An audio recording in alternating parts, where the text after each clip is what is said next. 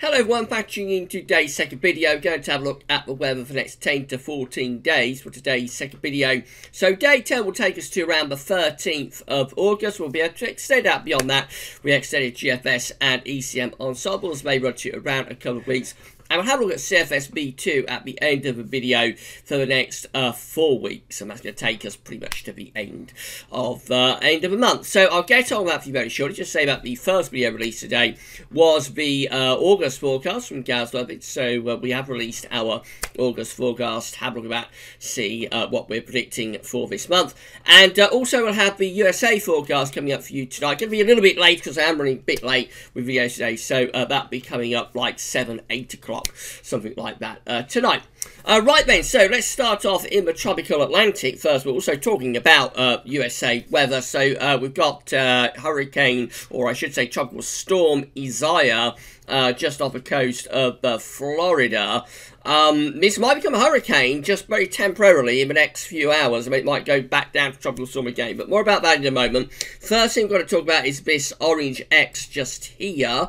That is a disturbance area. It is disturbance 1 with a 40% chance of cyclone formation in the next 48 hours and a 60% chance of cyclone formation in the next 5 days. A surface trough of low pressure located a few hundred miles north of the northern Leeward Islands is producing disorganised showers and thunderstorms. Marginal environmental conditions could allow for some slow development of this system during the next several days, with a tropical depression possibly forming later this week. This system is forecast to move north westwards at about 15 miles per hour over the southwestern Atlantic today and on Tuesday, and then stall several hundred miles southwest of Bermuda by the middle to latter part of the week. It might become a tropical cyclone later on in the week, so I need to keep an eye on that. And then, of course, we do have tropical storm Isaias just here. So Isaias is currently giving maximum sustained winds of 70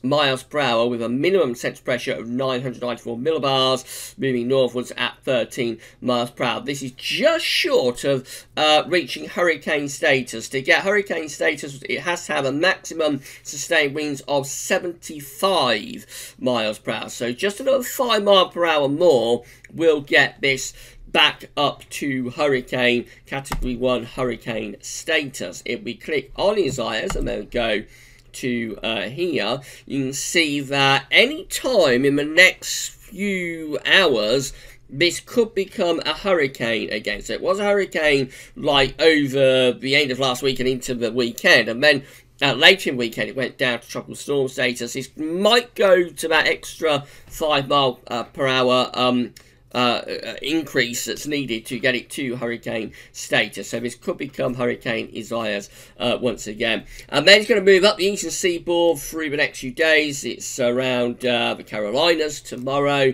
And then it goes further to the mid-Atlantic seaboard there as we go through the middle part of the week, and then all the way up towards Newfoundland by the end of the week as a tropical storm and then as a post-tropical depression. Going to give copious amounts of rain to the US East Coast, and there will be a risk of significant flooding as well. Lots of key points about this system. Number 1 is up there is the danger of a life-threatening storm surge in inundation along portions of the immediate coastline and adjacent waterways of northeast South Carolina and southern North Carolina, and there could be life-threatening storm surges around the North Carolina coast from Cape Fear to Duck, and so it's going to be quite nasty through there. Isaias is forecast to regain hurricane strength before it reaches the coast of southeast and South Carolina and southern North Carolina as well, and hurricane conditions are expected in the hurricane warning by this evening, so it's going to power up in the next few hours. In fact, when you watch this video, it might be back up to a Category 1 hurricane. And, yeah, going to be heavy rainfall and flash flooding as well going up the eastern coast. So, it's going to be pretty nasty this week up the east coast. And anybody there is going to need to take care, of course, as Isaias moves northwards up the eastern seaboard. Right, coming back home, this is how the central temperature is looking for August so far. So, first of all, just to confirm what happened in July, we talked about this on Saturday, but July CT came out at 15.7, which is an anomaly of 0.3 degrees below the 61 to 1990 average, and against the more modern average, the warmer average, 81 to 2010, it's around a degree below average. So it was a cooler than average July. August, 2 days in, of course. This is provisional up to the 2nd. August is standing at 16.7, an anomaly of half a degree above average. So not too far from average at the moment for this, for the first couple of days of August. We'll probably see that ticking down a little bit more over the next couple of days, because we have got a couple of chilly nights to come. But then through the second half of the week, I think we'll see this really taking off. It's going to really take off through the second half of the week into the weekend and on into next week. So by next week, I would anticipate we'll have a CT perhaps into the 18s, 18.0 plus. And then will we be able to keep that there? We haven't had an 18 Celsius CT August since 2003, 17 years ago. Will we be able to keep will we be able to keep the CT into the 18s for this month? It's very, very early days to be thinking about that, of course, so we've got to wait and see how things evolve as the month goes on. But I think by next week it will be into the 18s. It's possible that by next week it might even be into the 19s. It could be, but I would think sort of 18s is more likely by the early part of next week. But we shall see. It's certainly going to get a boost. It's certainly get a big boost at the end of the week, into weekend, and on into next week. And the reason is because high pressure is going to be building closer to the country and can be drawing in much warmer southerly to southeasterly winds. These are the 500 millibar high anomaly flow charts from the Penn State University for the next week to 10 days. Is going to get us to around the 13th of August with the ECMWF on the top and the GFS down here on the bottom. So 500 millibars is an area in actually high pressure, low pressure are being moved around by the jet stream running above. Red extrapolates to high pressure and blue to low pressure. You can see that with the ECM, it's a real high pressure fest actually in the 7 to 10 day time frame, with above average heights pretty much over the top of the country, but also to our east and also to our north as well. Means that we're drawing in a very warm east to southeasterly flow, quite a hot wind coming in of the continent. It's a big area of high pressure as well, but it's going to take quite a bit of breaking down. There is a little bit of a trough of low pressure just here, and that could well be threatening thunder into the south, but as it is, it looks like high pressure is in the ascendancy there up to the 7 to 10 day time frame anyway. The GFS is similar but nowhere near as intense with the high pressure. So the GFS has above average heights, again this is the GFS, above average heights sort of over and to the east of the country and also to some degree to the north, but you notice the colour is nowhere near as intense. And for north and western parts of the country, you're probably bringing in a little bit of influence off the Atlantic actually with the jet stream. So out of the two, I think the ECM is by far the driest and also most high pressure dominated of the two models and suggests quite a prolonged hot spell, whereas the GFS could break things down at any point and turn things cooler and more showery from off the Atlantic, certainly before the middle part of the month. No, we don't want to go there, we want to go here. Right, these are the GFS upper air temperature and precipitation ensembles for the next couple of weeks for London from old, wet to central today. Red light is 30 upper air temperature average. It's still a little bit cooler than average at the moment. Make the most of it if you like your summer weather cooler, because from around Wednesday onwards the upper air temperatures are on their way up. They're lifting back up. They are not getting to 20 degrees at 850 HPA with the GFS ensembles at this stage, so not the sort of very intense heat spike that we had on Friday last week. Nevertheless, it is a substantial warm-up that's going on there. And the difference with this one, because on Friday we had like the big heat spike and then a very quick drop, whereas this is just keeping things very warm to hot for several days, really, going through the second week of August and up to the middle part of the month. It does look like quite a prolonged sort of spell of really warm weather, albeit probably not reaching the intensity intensity as it did on Friday. But that was a one-day wonder, you see what I mean? Whereas this is like a more, much more sort of prolonged spell of warm, very warm weather. By the second half, this is like the second half of August just here, by then there is a drop in the temperature taking place. It's a very long way off, it's around 2 weeks, but probably around mid-month it could start to cool down. We'll have to see about that. And then as we go to precipitation spikes, just a lot of dry weather to come, really, through the next week to 10 days. Again, around middle of the month, in the second half of the month, it might start getting a bit more unsettled. A few more precipitation spikes coming through there as the temperature is dropping. So around mid-August, it might go cooler and more unsettled. But certainly this second week of August is shaping up to be really warm and actually quite dry as well. Right, temperature anomalies on the 30th of August, coming out above average, not just the UK, but for most parts of Europe too. Precipitation anomalies from the 30th of August, generally dry and out, especially so for England and Wales. A little bit wet average in northern western parts of Scotland, but it does look pretty dry really in the next week. This is how the wind flow map is looking from earthnullschool.net today. So low pressure is dominating the weather today in the Atlantic Ocean. That's the main area of low pressure just there. That's circulation bringing in these west to south westerly winds. We are trying to build up a little bit of a high pressure through here. There's a little bit of ridge trying to get going through there, down to there, and also up to here as well. And eventually, as the week goes on, we will see this high pressure beginning to strengthen. But for the time being, for us, the low pressure in the Atlantic is sort of in the ascendancy, really, and will be for the next couple of days until the high strengthens. For the second half week. This is how the UK Met is looking for Thursday. So on Thursday, the high is starting to strengthen down to our south and southeast, so it's turning drier and warmer for England and Wales. On Thursday, Scotland and Northern Ireland still a little bit unsettled with influences from low pressure. By Friday, high pressure is taking over to the east of us. We're pulling up the winds from the south. It's turning hot and mainly dry and sunny across most parts of the country at the end of the week. Into the weekend, again, keep lots of high pressure influence. Hottest temperatures will be in the southeast, always a little bit cooler up in the northwest. Just basically looks like a very, very dry and fine weekend coming up. So if you want to get your barbecue out, then this weekend looks like it's going to be a pretty good one for anybody who wants a barbecue. That's how the GFS is looking. So again, Thursday, high pressure taking over to the south and east, low pressure out to the northwest. It's a little bit of South Scotland and Northern Ireland, but mainly dry and increasingly warm for England and Wales. Excuse me. And then go through to Friday, and the high pressure again is strengthening to our east, pulling up the winds from the south. Once again, there's the upper air temperatures showing that the hot temperatures from the continent begin to move northwards again across western parts of Europe.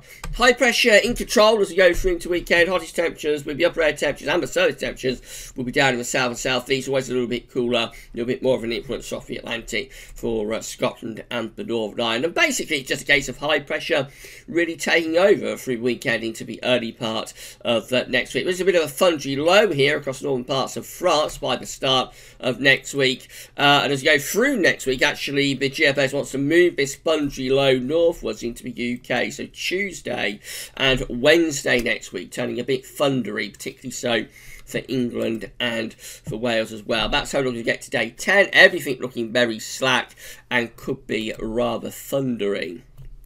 Beyond day 10, that sounds a little bit unsettled for a while with this 6Z GFS run, quite thundering. And then back comes the high pressure again as we come towards the end of the GFS run, which gets us today to the 19th of August. The high pressure is back in from the Azores, turning us mainly dry and very warm once more. GM is looking like this. So again, on Thursday, the high pressure is developing to our south-southeast. Winds are pulling up from a southerly direction. It's becoming warmer. In fact, it's going to be hotter as we come towards the end of the week. Upper air temperatures are living up, particularly so for England and Wales. I think they expect temperatures getting to the 30 Celsius at the end of the week. That's how we look as we carry on through into Friday. So, yeah, and on into weekend. High pressure is just sitting to our east. We're pulling up those winds from the south. Upper temperatures look hot for England and Wales. Less warm for Scotland and Northern Ireland, but still pleasantly warm up there. Whereas, you know, much more comfortably warm. Whereas down in south, it could be a little bit uncomfortable by the end of week and into weekend. So high pressure dominates as we go through weekend into the early part of next week. It looks like a classic barbecue weekend coming up. Upper air temperatures do ease a little bit as we go through to the start of next week. We're just losing intensity of warmth by the start of next week, but we're still under a big area of high pressure, so it'll still be pretty hot, really. And then it's coming towards day 10. Again, just a suggestion that the thundery lows begin to trundle up out of France. So by day 10, possibly particularly for England and Wales, we're seeing an increasing risk of big thunderstorms breaking out with this area of low pressure just here. Generally, the thundery breakdowns this summer, as in the last few summers, have been pretty disappointing. So I'm a little bit dubious about how much of this thundery weather we're going to pull up from France. We're talking about days 7, 8, 9, 10 here. But it is there within the model output that next week could turn really quite thundery, particularly so for England and Wales, with a chance of some really big thunderstorms if it comes off as like the GEM and the GFS something as well are showing. This is how the ECM is looking. So again, it's the same idea for Thursday. High pressure building to the south, southeast, cloud rain in the north and the west. Friday into weekend, high pressure dominating. We're pulling up those the hot air from the continent, particularly for England and Wales. Always a little bit cooler for Scotland and the Northern Ireland too. And then the ECM just carries on this high pressure really through the rest of the weekend and into the early part of next week. A large ridge of high pressure sitting over to the east of the country, pulling in these east to southeasterly winds. Looks dry and hot through most parts of the country. These are classic charts, classic summer charts, if you like, dry and hot weather from the ECM today. We saw it on the 500 millibar height only from Penn State University, but the ECM today is really going to town with this high pressure. Bear in mind, the other models are weakening this high pressure by early part of next week and pulling up a thundery low from France. So this might be a little bit of an outlier from the ECM in terms of how strong it is with this ridge to the early part of next week. Upper air temperatures look very hot with the ECM through the early part of next week, and it just really goes on up to day 10, to be honest, with the ECM possibly threatening a bit of a thundery breakdown from Biscay by day 10. But the ECM is really going to town with the high pressure today, and as I say, the GFS and the GM are both turning things a little bit more thundery for the early part of next week than the ECM is showing, so it might be a little bit of a synoptic outlier. We'll have a look at the ECM ensembles very shortly. This is the 2 meter temperature with that ECM run from tometshow.com, so you get an idea of what the temperatures are going to be doing over the next few days. So today it's just a nice day, really nice comfortable temperatures somewhere into the sort of low 20s across most parts of the country. A bit chilly tonight actually. The greens are appearing tonight across particularly northern and western areas. That's taking temperatures down into single digits from the Midlands and Wales northwards. So a nice comfortable night for sleeping through most parts of the country tonight. Tomorrow's a little bit warmer on the eastern side, but not excessively so. Again, just talking about low 20s Celsius, really. A warmer night tomorrow night into Wednesday. Wednesday looks like that with the temperatures. So they're becoming warmer on Wednesday in the eastern and southeastern part of the country, going into the mid-20s Celsius then. And then we go through to Thursday, and it's turning warmer still in the southeast, probably seeing temperatures to be upper 20s Celsius in the southeast on Thursday, maybe to 30 degrees. And then on Friday, again, we've got these deeper red colours beginning to appear. That's taking temperatures to 30 degrees or more across many parts of England and Wales on Friday. A very warm night on Friday night as well. Really warm night on Friday night. Saturday, potentially, is the hottest day of all, I think. So on Saturday we could well be talking about mid-30s Celsius in this southeast corner. Notice it is mainly restricted to the southeast though, so not getting as far north and west as it did on Friday, but in the southeast we could be talking about temperatures into mid-30s Celsius again, so sort of 34, 35 in this southeast corner on Saturday. Could be very hot afternoon on Saturday. That's probably going to be the peak. Warm night on Saturday night and Sunday. Sunday is another very warm day as well. Notice the highest temperature actually migrating a little bit further west-southwest on Sunday. That's as wind direction is changing a little bit and coming more in from the North Sea. Notice these eastern areas are turning a little bit cooler. So there's a change in wind direction there that's drawing in cooler air from the east as we go through the weekend, with the hottest temperatures getting pushed further westwards. So places like Wales might get their highest temperatures on Sunday, southwest England too. We're into the early part of next week, and again we know that the ECM looks quite hot through the early part of next week too, so the red colours just continue, particularly down in the south. But again, that might be a bit of an outlier. You know, the other models are not going to tell us much about high pressure through the early part of next week, but certainly a very warm spell is on the way once again. The rainfall forecast based on that ECM run looks like this, so plenty of dry weather really for England and Wales. There will be a lot of heavy rain in the north, for Scotland, Northern Ireland tomorrow, and some degree into Wednesday as well, but always mainly dry down in the southeast. When it's the second half of the week, it turns increasingly dry across most parts of the country as that high pressure takes over. And then of course the ECM keeping things mainly dry right way up to day 10. Just maybe hinting at some thunderstorms breaking out in the south and the southwest by day 10. This is the option that's on the table within the ECM ensembles today for day 10 by the Icelandic Met Office. It's getting us to the 11th.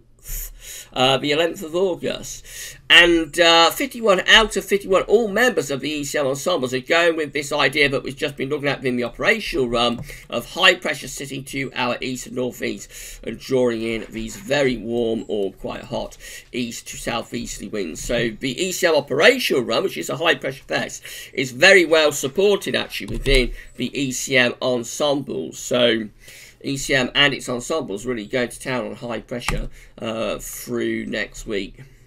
In 2 weeks' time, these are the options we've got. This gets us to the 18th of August. More variation then. We've got 16 members of the ECM ensembles with high pressure to our north. And so we could get a bit of an undercut from low pressure off the Atlantic with that. We might be turning things a little bit unsettled. 13 with high pressure to our east-northeast, dragging in a very warm or probably still quite hot easterly wind with those. 12 with low pressure to the north, high pressure to the south. That's going to be bringing in a westerly wind.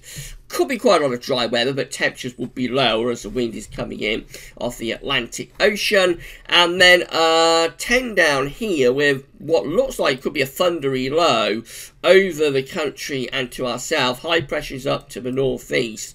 So yeah, I think that could be bringing up thunder from the south. That could be like the most thundery scenario there. So quite a bit of variation. As we get through into the second part of the month, we might start to see things turning a bit more unsettled beyond or around and beyond mid-August.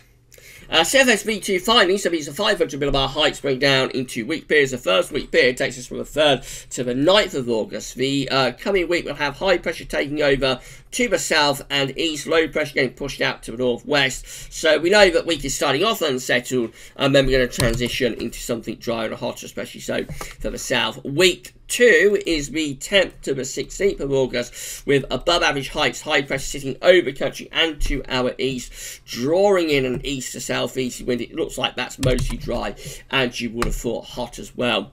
Week 3 is the 17th to 23rd of August, high pressure rain centre to north of Scotland. That'll be bringing in an easterly wind. So again, that could be mostly dry, and again, I would have thought really quite warm weather is possible with that. And then week 4 is a bit of a change. It's 24th to the 30th of August. We still have high pressure in control or involved, but the high pressure is sort of to our west now. So this would change the wind direction, and we will start to pull in quite significantly cooler winds from the north to northwest, I think, with that one. Certainly more of an Atlantic sort of feel to the air mass, but potentially coming from the northwest, and so temperatures would lower quite a lot, albeit high pressure is still dominating, so there would be a lot of dry weather, but certainly temperatures would go down a lot there in the last week of August. Temperature anomalies a week ahead from the 3rd to the 9th of August are forecast to be cooler than average from the north, which I'm a little bit surprised about. Week 2 temperature anomaly for the 10th to 16th of August is high hot on average for England and Wales, near normal further northwards. Again, I expect that to be hotter through most parts of the country, really. Week 3 is going to be the 17th, 23rd of August, around or a little bit above average with the temperature anomaly then. I think that could be another pretty hot week, really. And then week 4 is the 24th to the 30th of August. And perhaps just suggesting things get a bit cooler up in the north, still a bit warmer than average down in the south. I reckon that could be a rather cooler week in that week, to be honest. Finally, rainfall anomalies with CFSB2 from the 3rd to the 9th of August. Their driving average for England and Wales in week 10, wet and average for Scotland and Northern Ireland. All areas go driving average in week 2 from the 10th to the 16th of August.